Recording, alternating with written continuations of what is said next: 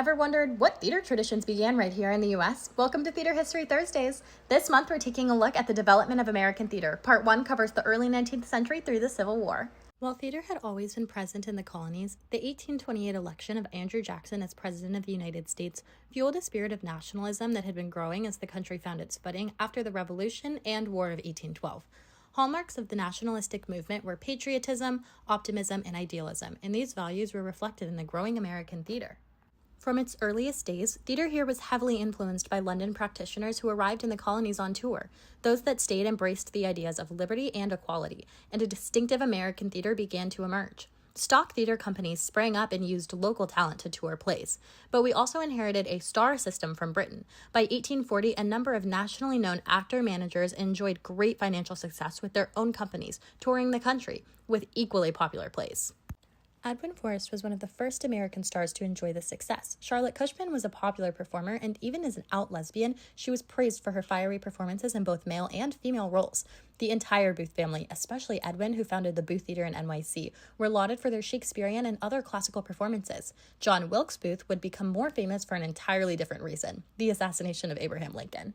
Performance practices also evolved. Exaggerated movement and gestures, spectacular drama, physical comedy, and wild costume gave way to a more naturalistic approach, and subject matter was more often drawn from contemporary life.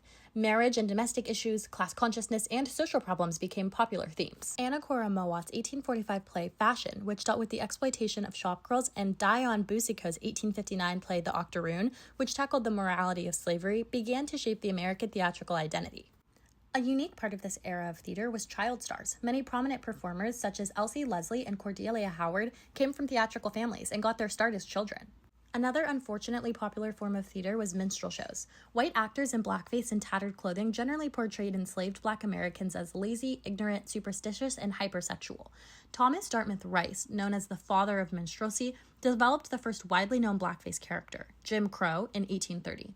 The popularity of minstrel continued to grow throughout the century, with songs and sheet music, makeup, costumes, as well as ready-set group of stereotypes upon which to build new performances.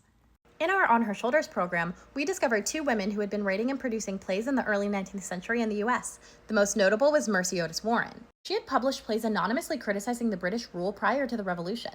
After independence was achieved, she turned to more classical themes. Susanna Rowson, though less well-known, was even more influential in shaping the emerging American theater in her work as a playwright and performer. She would later found a school for girls and was the first woman to write a geography textbook. You can learn more about both of them by visiting our On Her Shoulders database. That's it for part 1 of our look at the development of American theater. Stay tuned for more theater history with new perspectives.